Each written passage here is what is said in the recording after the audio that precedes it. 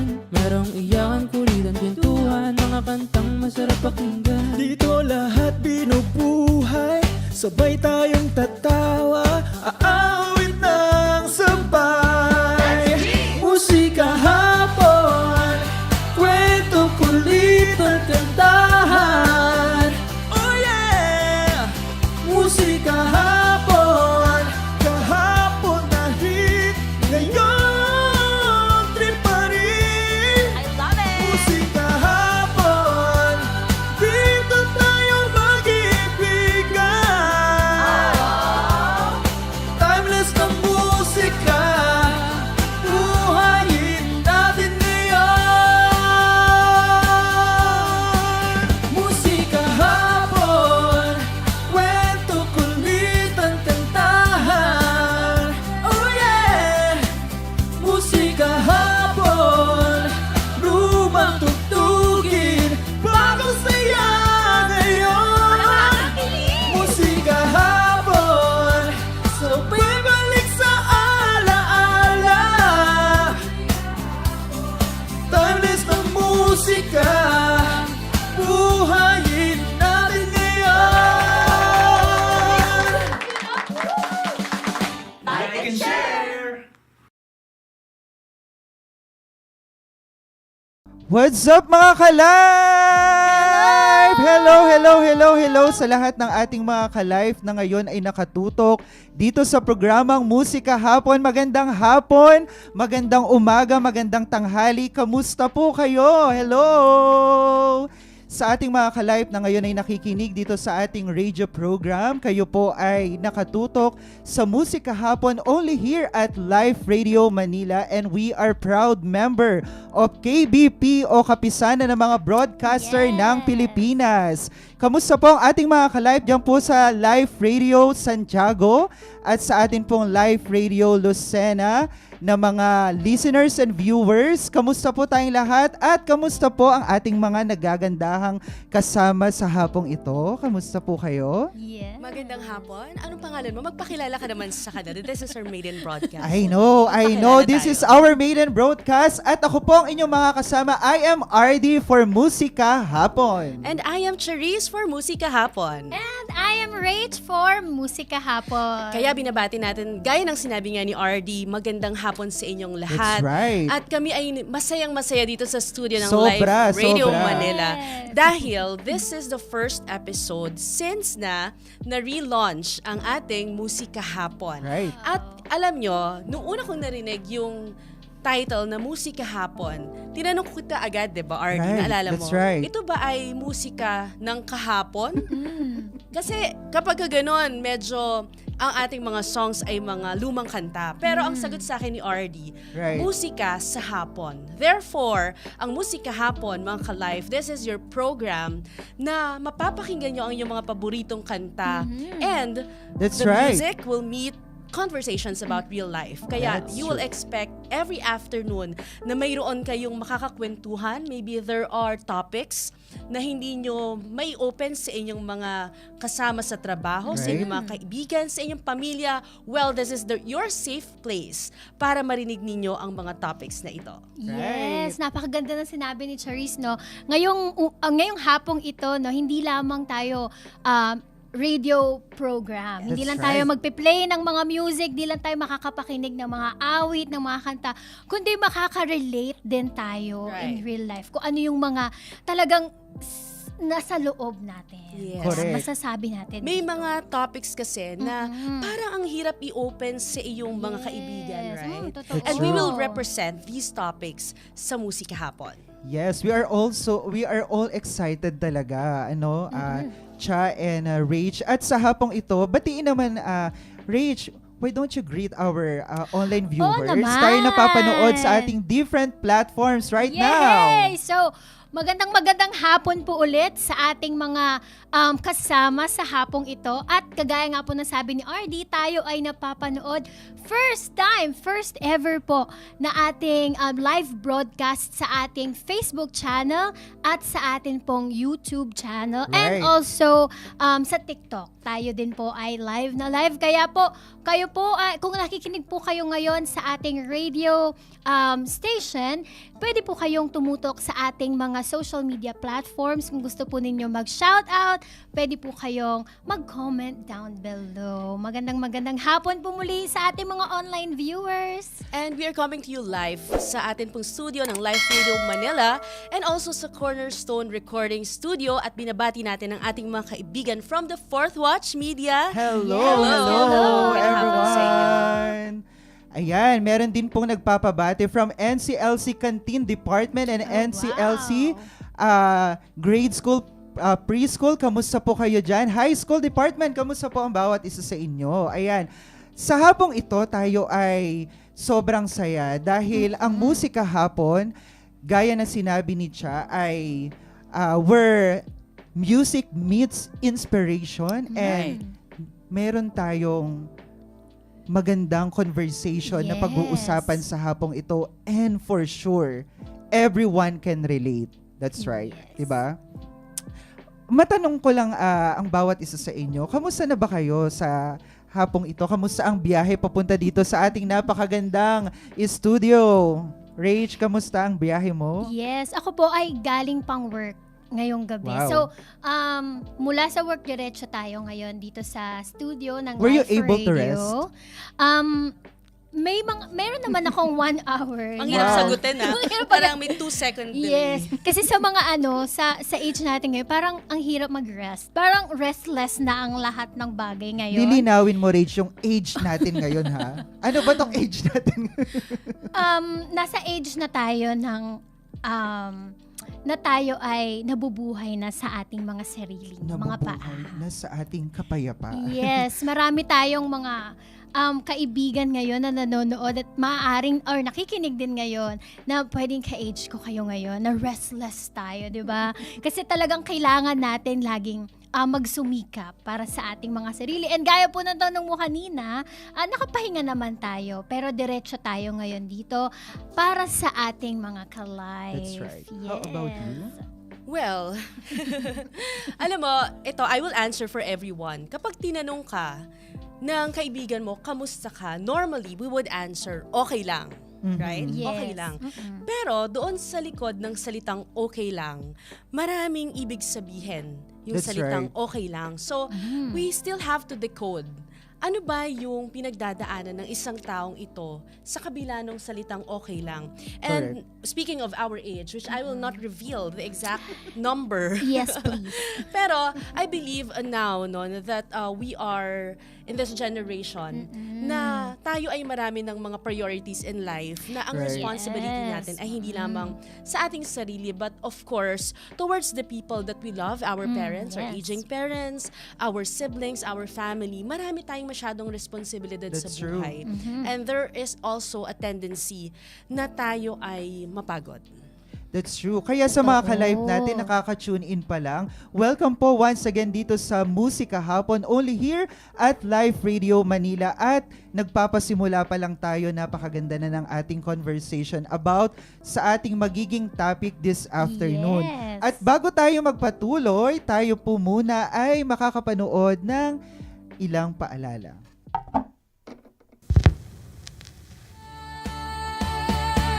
Musika hapon, kwento, kulitan, kantahan. Oh yeah! Hapon na! Good vibes na! Sabay tayo, aawit lang. Musika Hapon Special Edition. Every Tuesday and Thursday, 1 to 3 p.m.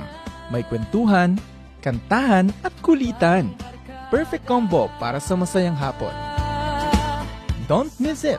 Sabay-sabay tayong tumambay dito lamang sa Musika Hapon Special Edition. Here at Live Radio. Tatak, totoo. You're still tuning in to Musika Hapon dito lang sa Life Radio Tatak Totoo. At kanina ay nabanggit natin that we have a very good conversation Yes. dahil ang pag-uusapan natin on our maiden episode ay kamusta na ba talaga tayo? How are we?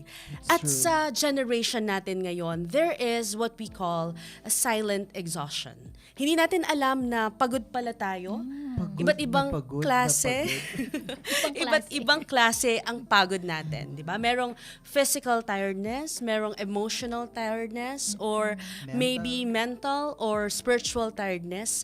Maraming klase ng tiredness. But what I can say is that yung pagod ngayon in our generation ay ibang klase compared to when you ask me, for example, 10 years ago. Iba yung pagod ngayon. And from what I can see, it is really because of the rise of social media. That's true. Malaking epekto ang social media kung paano tumatakbo ang mundo natin ngayon. And that's why when somebody asks you, 'di ba? Meron kang kaibigan na dumaan lang, tinanong ka, "Kamusta ka?" We normally say, "Okay lang ako." Correct. Kahit na ang daming tumatakbo sa isip natin, kahit na alam natin na we've been through a lot nung mga nakaraang linggo, nung nakaraang araw, That's true. pero we never really are becoming honest Correct. na tayo ay talagang pagod na. I agree with that. May mga times na nagtatanong sa atin, no, kamusta ka ba talaga? Kaya nga, earlier we were talking, di ba? Kanina nag-uusap kami. Sabi ko, I've been so active sa Threads. Yeah. Sa Threads. You know Threads? Ayan, sa mga gumagamit ng mga Threads dyan, hello. Meron akong isang pinost doon. Ang sabi ko, kamusta ka? Yung totoo. Yan ang tinanong ko. And then, ang daming nag-comment. And, habang inisa-isa ko sila, sabi ko, I think itong mga taong to, they're going through something. Kasi malalaman mo din yan somehow, no, sa social media feed nila, sa profile nila, kung ano-ano yung mga sinishare nila. And gaya ng sinabi ni Cha kanina, dahil sa malaking influence ng social media, minsan, instead of being true to yourself, na sabihin mo, pag tinanong ka, na kamusta ka ba talaga, minsan, we would rather say, okay lang ako, but in reality, I'm not, di ba? How about you, Rach? Was there a time na may nagtanong sa'yo na kamusta ka ba? And then, nagsinungaling ka somehow na okay lang ako, but in reality, deep inside you, you're not. Oo naman, may mga times. I wanna be honest ha. There are times na kapag tinatanong, okay lang.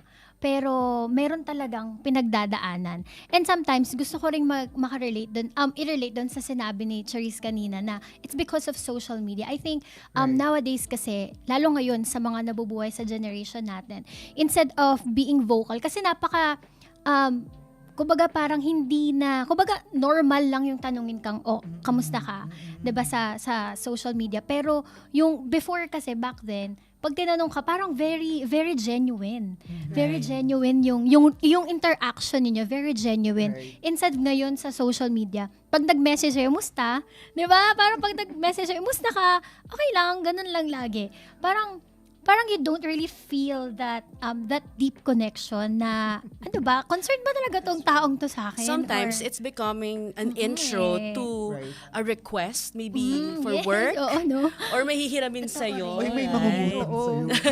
Totoo rin yung may kailangan May di ba? kailangan. May kailangan. So, I think, isa rin sa dahilan kung bakit din nakaka-apekto ang social media is because ang dami kasi nating nakikita and it makes us silent. Parang Right. sa sobrang dami nating, kasi ang mind, di ba natin, nabasa ko to na ang utak natin ay nakakatagal lang, or ang ating Memory, attention, retention. yan, retention, is 20 seconds. Right. 20 seconds lang. So kapag Very short. kaya nga sa TikTok, 'di ba? Pabilis ng pabilis yung mga video, and you have to really kailangan yung mga content creator mag-grasp mo talaga yung attention dahil napakabilis ng attention ng tao. And kapag tinanong ka ng kamusta ka, very quick lang din yung answer. Okay lang. 'Di ba? Parang Okay lang. oo, parang wala kang connection talagang mabuild. And dun feeling ko nabubuo yung silent exhaustion. Kasi parang wala ka talaga mapaglabasan ng sama ng loob. And nagiging way natin yung social media, yung doom scrolling, Right. very influential. Right. And I think also, no, bukod dun sa lack of sincerity Yeah. na magsabi ng totoo, is we do not want to show our weak side. Diba? Correct. Ayaw mong sabihin na malungkot Matatag ka na ako. mahina ka. Right. Malungkot ako, mahina ako, pagod ako. We don't want to really show that side of ours. Dahil, di ba sa social media, everything that is posted is everything that will make a person look good, Yeah. look happy, di ba? Bagong gamit or mga events na pinuntahan, mga pagkain, usually maraming nagpo-post niyan eh. So everything that will make a person look good. Kaya doon mo makikita talaga na sa social media, hindi lahat is yun yung totoo na nararanasan ng isang tao. Totoo rin naman, wala ka namang ipopost na ang lungkot ko ngayon, hindi naman magpo-post na gano'n. Or But something sometimes na parang, there are people who use social media as platform As an to outlet vent, po, no? no? Yeah. Oo, as an outlet. Pero siguro hindi lahat. May ilan lang na Yes. pag walang, that's also the danger, walang makausap. Kaya Oo, imbes correct. na magkaroon ng sincere conversation with his or her friends, ang nangyayari sa social media, bumabagsak. Dahil pagod na rin tayo bilang tao of everything that is happening. Napakabilis ng ikot ng mundo ngayon. That is why I would want to show na yung effect ng social media even sa mga bata. Diba? Sobra. Sabi mo nga, ang bilis ng Sobra. pag-transform ng isang picture to Yes. another picture, video to another video. Kaya nakakatakot din talaga na i-expose ang mga bata sa social media ng sobrang aga. Because this silent exhaustion, hindi ito namimili ng edad. That's right. Hindi pwedeng sabihin mo, ay bata pa yan, hindi yan affected with this kind of issue in social media. In Yes. fact, mas affected ang mas bata because they cannot handle yung pressure ng social media. Right? Parang may nabasa nga ako na ganyan na ang utak kasi, kaya siya nakakapagod sa utak kasi yung sa sobrang bilis, yung utak mo hindi makakope up kasi tinatry niyang i-process kung ano yung una mong nakita. For example, ako nakikita ko ngayon, black to. Pag nag-white to, ang utak ko, nandun pa rin siya sa black. Parang nire-recognize niya pa yung black. And then may nakikita ka na ulit na isang bagay. So parang sa utak mo, wait lang, nasa na ba tayo? Kaya siya nakakapagod. And tama rin yung sinabi na ang danger sa bata kasi hindi nila kaya Sobra. pang i-process kung ano yung nangyayari. Correct. Kaya nakakatakot din yung exposure ng bata sa social media. Yung mga iPad kids. Correct. Familiar ba kayo sa term Oo. na yun? Yung mga- Digital parenting. May mga Yes, ganyang yung ginagawa ang mga magulang para makapahinga. 'Di ba? Alam mo, pinag-iisipan ko 'yan. Talagang mali yung digital parenting. Nabibigyan mo ng iPad yung bata para Kapag makapahinga ka. nag-tantrums na. Yeah. Pero alam mo, as a mom, I can say na sometimes hindi ko dinedefend yung mga nagde-digital parenting, no? Because I myself have experienced that na parang pagpagod na ako, cellphone. Tama rin. Diba? Oo. Pero if you have the luxury na halimbawa, may malaki kang bahay, may garden kung saan pwedeng tumakbo yung mga bata, may mag-aalaga habang ikaw ay nagtatrabaho, well, good for you. Talagang it really takes an extra effort for a mom na you are a busy mom, marami kang ginagawa sa bahay mo, pero still you will still have time sa iyong anak. It's really a different kind of work na haharapin mo pa.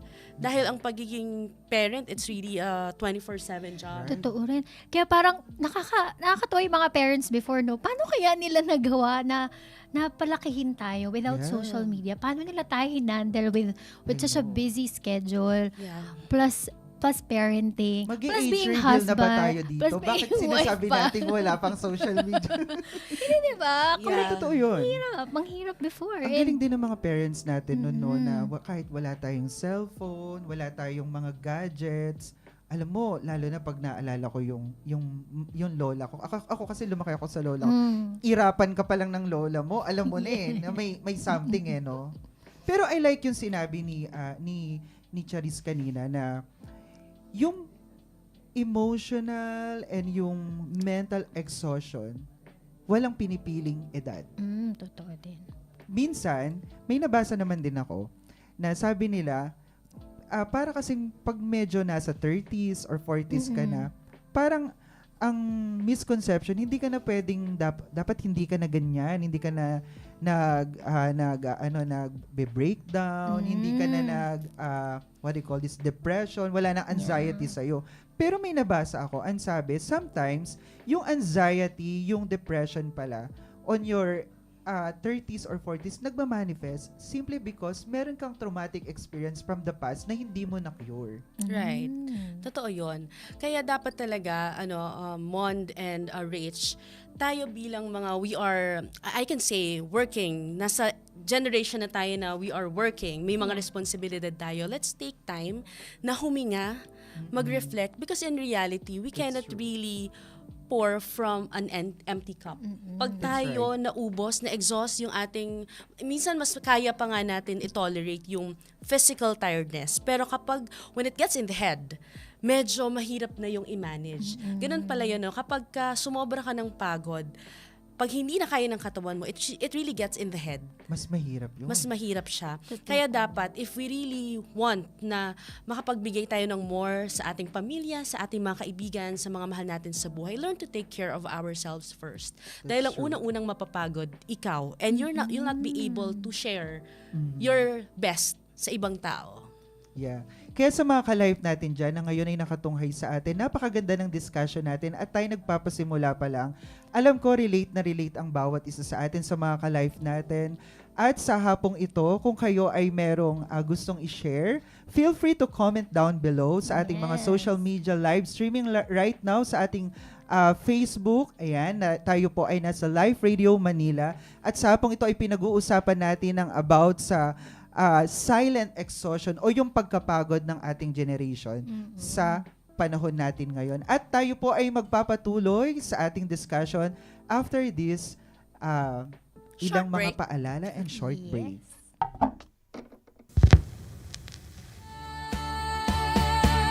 Musika hapon, kwento, kulitan, kantahan.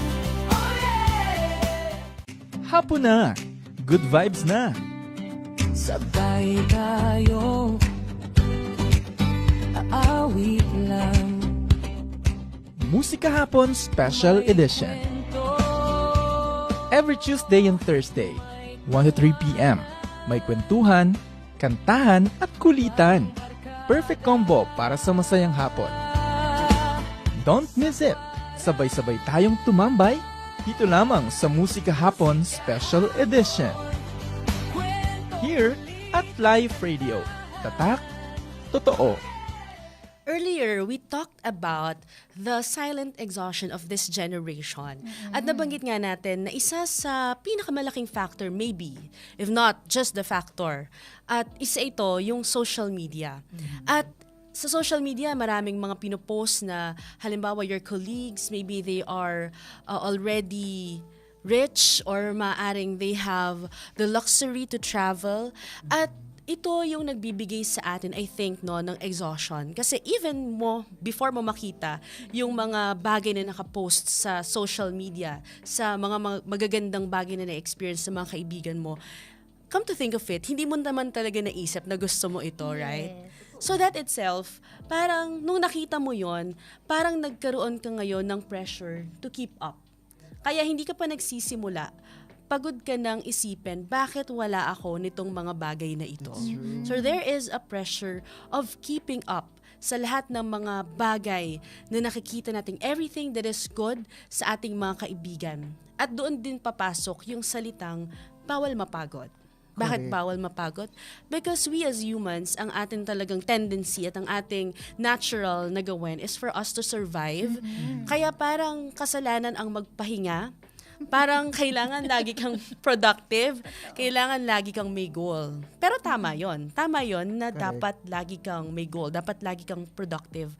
Pero dapat you should know when to rest. Yes. Alam nyo, yung term na bawal mapagod, sa ano yan sa mga mahilig sa mga hustle, di ba? Yung mga maraming mga ginagawang trabaho, kumbaga dire-diretso, sunod-sunod, bawal mapagod. Ikaw ba ganun ka ba, Rach?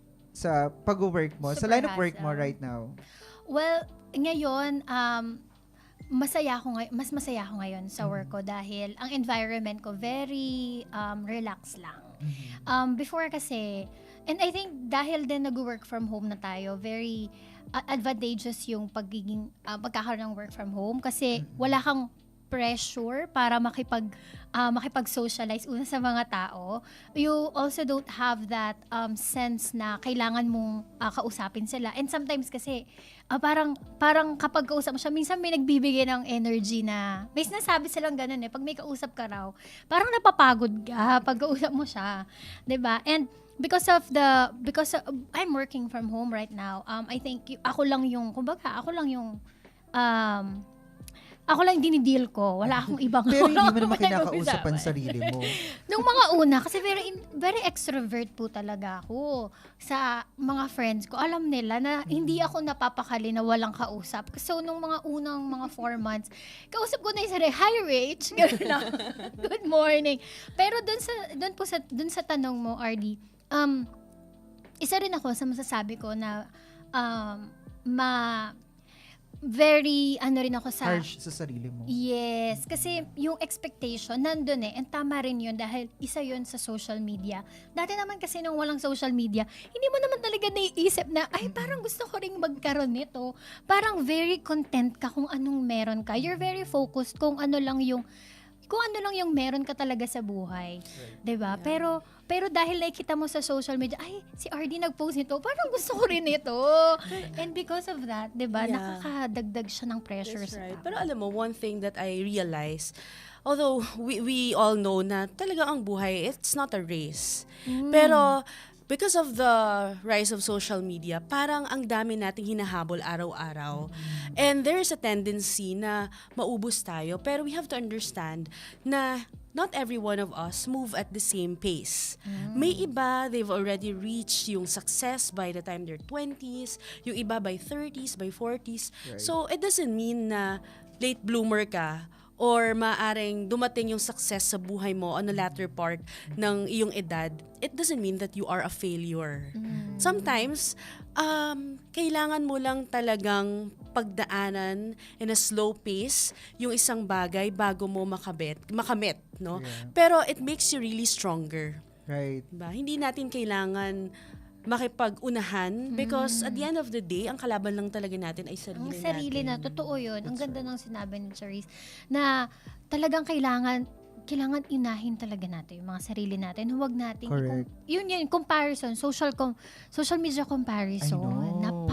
Grabe, laganap yan ngayon. Yeah. Kaya At dapat sobrang magpahinga tayo talaga. Yes, Because you know, ang rest, I think we make it as a prize. Para bang ito ay nagiging premyo I natin know. after a long hours or time na ikaw ay nagtrabaho. Pero would you agree with me that rest is not actually a prize? It is actually part of the process. Wow, I like that. Ganda nun. Kasi minsan, no, parang sinabi, I think naging productive na may araw ko, kailangan ko magpahinga.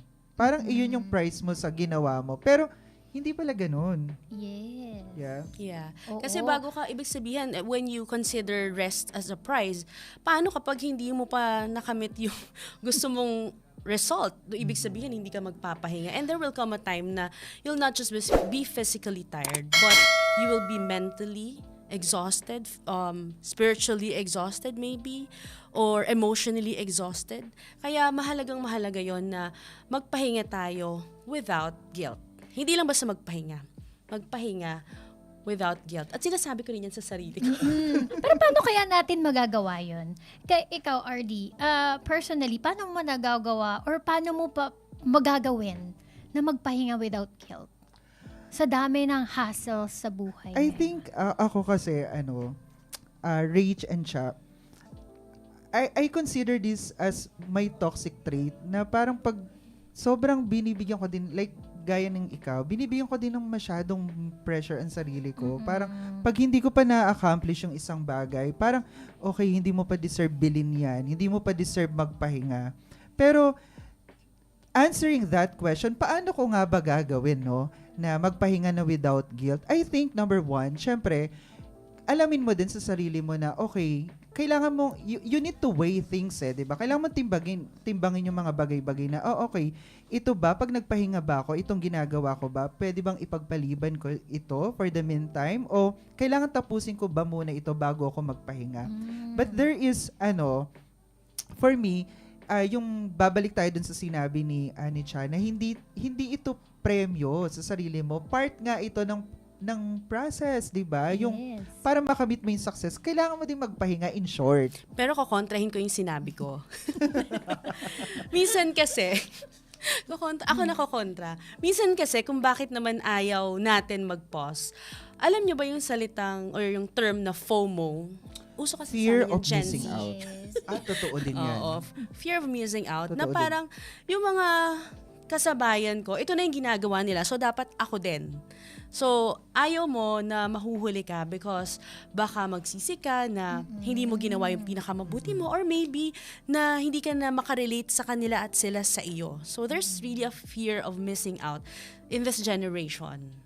So meaning, the bottom line is, binibigyan mo ng pressure yung sarili mo. Kaya Right. hindi ka nakapagpapahinga. Right? Yes. How about you, Rach? When was the last time na nagpahinga ka na masasabi mo, nagpahinga ako Pahinga without talaga. guilt? Kapag may sakit.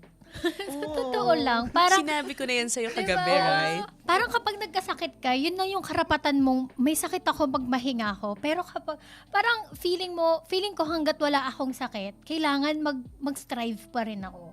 Kailangan yung mga bagay, kailangan mag-yes ka pa rin sa mga responsibility, sa mga tasks mo na kailangan gawin sa work. Pero kapag yung katawan mo na yung nagsalita, yun yung mahirap sa ating That's mga true. viewers ngayon. Huwag nating hintayin na magsalita ang katawan natin. Kasi, Paano nga ba nagsasalita ang katawan? wow, hey! Aray! Oh, Alam mo, uy! guilty ako dyan dun sa nagpapahinga na guilty ka. Alam mo, after work, I try na, for example, I finish my work 5 p.m. Sasabihin ko, dalhin ko muna yung mga anak ko sa lola nila.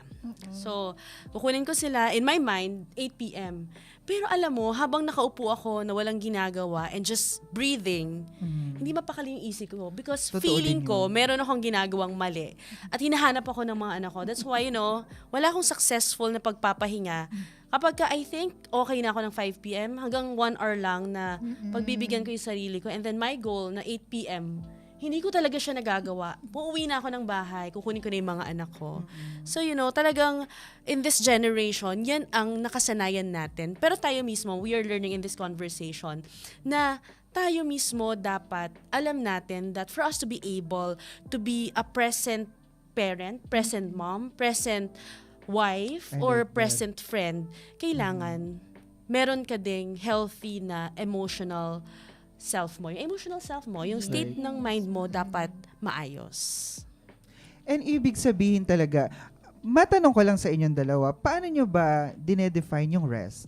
Minsan kasi parang ang connotation natin, rest, tulog, or ano. May mga tao kasi, may nakausap ako, ang pahinga daw niya ay lumabas, which is nakakapagod din. Pero for some reason sa kanya, nakakapag-rest siya, lumalabas siya, nagmumall, kahit walang specific na gagawin. How about you? Paano ba yung rest talaga? After ng tired na nakakapagod na... Huy, ito, magsa-sound cringe to ha. Pero sa totoo lang, yung asawa ko talaga. Oo, parang, dahil nga siguro extrovert ako and lahat ng mga kapatid ko kasi wala na sa bahay, may mom, wala na rin wala akong kasama. Simula nung magkaroon ako ng kasama sa buhay, parang siya na yung pahinga ko. Totoo yun. Alam ko lang yun ang sasabihin niya. Totoo Ikaw ang I can't Totoo relate. yung ikaw ang pahinga. Pasok, sino No, ba yung kumanta hindi. ng pahinga? Hindi to sa pagiging Oh, I super, like that. hindi naman super mahal mo yung tao, pero siguro hindi lang sa husband, siguro sa ibang tao rin. Kapag may nakakausap kang tao na parang, alam mo, pagkausap, Oh, kausap, I like ang that. relax mong kausap. I like that. Sa akin yun yung pahinga. Parang, pag hindi ko siya kausap and I need someone to talk to, siya yung parang, alam mo yun? Ang bait-bait naman ang Ganun. sagot ni I Rach. know. Parang magiging masamang tao ako sa sagot ko. Dahil ako naman, pag niyaya ko ng asawa ko na magpahinga, naiinis ako. Kasi my definition of rest is to just breathe, think about nothing, do nothing in a dark room. Pero sa kanya, sabi niya, ano bang klaseng pahinga yung gusto mo? Parang hindi ka naman dyan Grabe, parang ma-refresh. super extrovert pala ako. Oo. Kasi gusto ko pa rin ng kausap, kaya nagpapahinga ako. So this is what happened. Kinuwento ko to kay Mon last time. Sabi ko, there was this one day na sabi niya sa akin 4 p.m. ng husband ko, pumunta tayo sa bundok. So sabi ko, sige, gaano katagal ba yung biyahe niyan papunta sa bundok sa San Mateo, Montalban? Sabi niya, 1 hour lang. So ako naman, sure ka. Okay. So nagmotor kami. The introvert me, nagmotor kami. At yung 1 hour pala, sa paalang ng bundok yun. At nung medyo paggabi na, parang ano na to, hindi na kami kaya ng motor. So, medyo yung ano na siya, malupa, lubog-lubog yung Mabato, lupa. yeah. So, pagpaakyat, nagagalit ako kasi bababa ako, maglalakad ako. Sabi ko, ano bang klaseng rest ito? Pero pumunta kami dun sa Zonyo Camp. Sa lahat ng mga taga-Montalban. Ang ganda I like that. sa Zonyo Campsite. Punta tayo doon.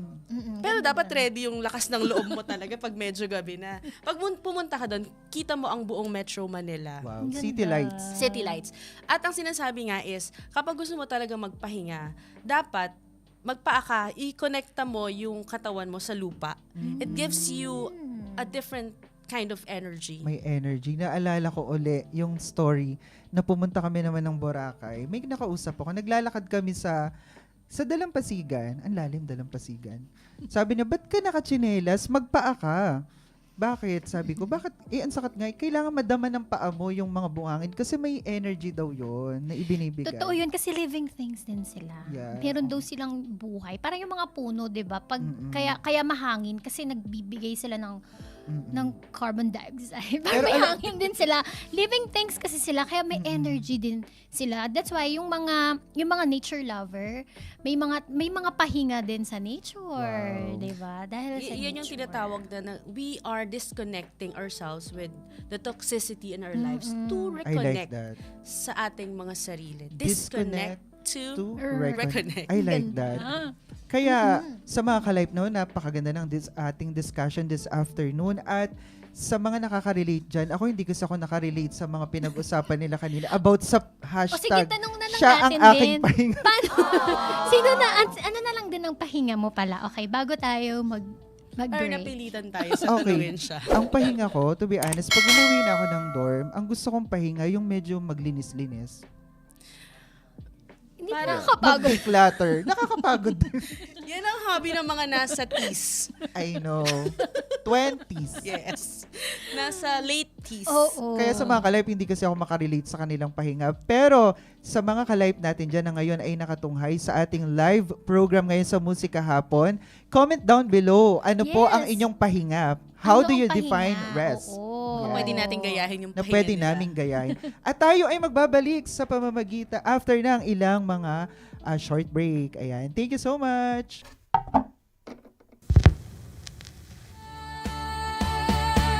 Musika hapon, kwento, kulitan, kantahan. Oh yeah! Hapon na! Good vibes na! Sabay tayo, aawit lang. Musika Hapon Special Edition.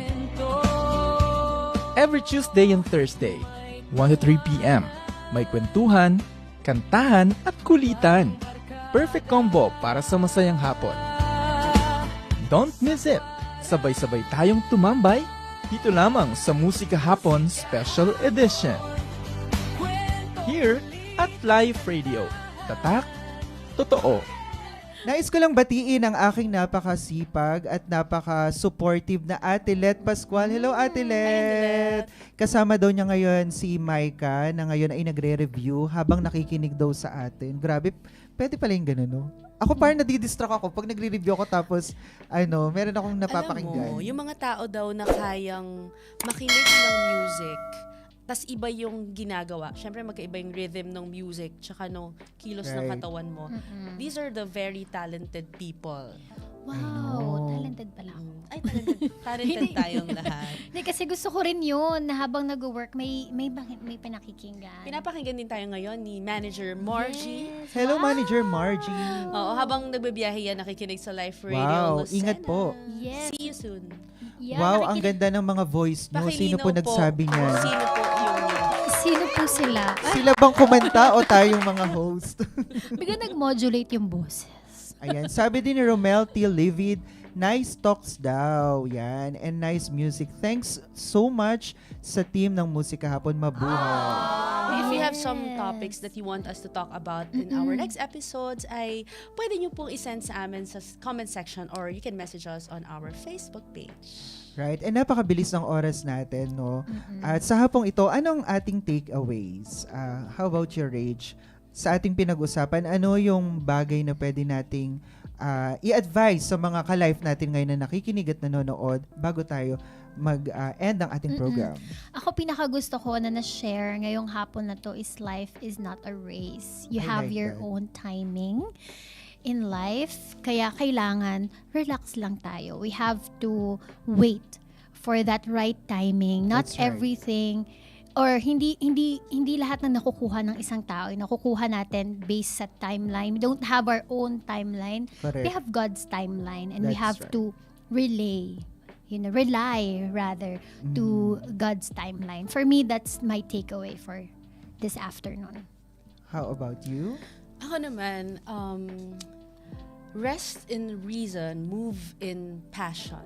Oh, I like that. For me, I think for us to be able to do something that is meaningful, kailangan nating magpahinga sa tamang panahon. I like Pause that. and think in this noisy world. Sa lahat ng nangyayari sa ating buhay, there are problems in the society, sa ating pamilya. At kung iisipin natin lahat yon, it's gonna add up to our personal concerns sa ating Right. buhay. So, rest in reason reminds us to slow down, to allow wisdom, yung reflection na nakukuha mo when you are resting. So, by that, we'll be able to think before we react. Diba? We are able to seek truth bago tayo bumuo ng ating mga opinion. Right. And ma-allow natin yung ating mga isip na makapag-settle down first. We don't conclude na tayo ay galit. We don't react kung tayo ay pagod. Kapag tayo ay Totoo din nakapagpahinga, it would give us a clear mind para whatever we do moving forward, mas magiging productive tayo. And that is the answer of our contestant number 1 and 2. Ako naman, okay, aside from hindi ako nakarelate sa pahinga ninyo. Pero hindi, Bumawi ka. ang dami ko natutunan sa inyong dalawa. Thank you so much dahil yung pahinga talaga. Mga ka-live, hindi isang malaking kasalanan na magpahinga. Always remember that. Tao lang tayo, hindi tayo robot, napapagod din tayo. May tama ka! Ayan. At sa hapong ito, sa mga ka-life natin, na ngayon, you might be going through a lot of, hardships sa mga struggles and mga challenges sa buhay natin. Don't give up. Tuloy lang. 'Di ba? Ang laban na ito ay dapat nating wag sukuan kasi gaya nga ng aming pag-uusap kahapon, 'di ba? Pwede ka magpahinga pero wag ka mag-quit, 'di ba? Oh, Huwag kang titigil. Wag kang titigil. Perfect! Perfect daw. Perfect Perfect. score. May tama ka, Yes. Amon. Kaya sa mga ka-live, maraming salamat po. Meron ka bang gustong i-shout out, Rach? Uy, gusto ko i-shoutout yung dati kong segment producer na naging program producer, Mr. Bean. Wow. Yan. Hello kay Miss Hello Bean. po, Miss Bean. Nandito na ako ngayon. Switch Pero na tayo ng program ngayon. Magbabalik yan. Magbabalik. Surprise natin yan. Surprise. Aabangan yan. Yes. May aabangan dito sa Maraming Live Radio Manila. Huwag kang lilipat baka lumipat ka. Kalaban So, de, joke lang. ito na, online nating sinasabi na sa Yan, Yes, and kahit saan naman tayo. Correct, kahit saan tayo. At nagpapabati ng kanyang congratulatory message si John Valdez. Yes. Sir John Valdez, thank you so much for being so supportive sa ating programang Musika Hapon. Nais ko din pong batiin, ayan, all the way from Bohol, si Dayan Tan, ayan, greetings sa kanyang pamilya, ayan, si Elsa, and sa buong Tan family, hello po sa inyong lahat. Nais ko din pong batiin, sandali, ayan, si DJ Paul and DJ Charlene and DJ Main. Ayan na. Ang ganda ng promotional video nila. Sobrang Yes. ganda. Para At namang super blooming ni Main. Totoo. Nakakayang hindi maging blooming. nanonood daw po sila ngayon. Naka-tune in daw po sila habang sila ay may mga ginagawa sa office ng ONK. Yes, very busy. How about you? Kayo po?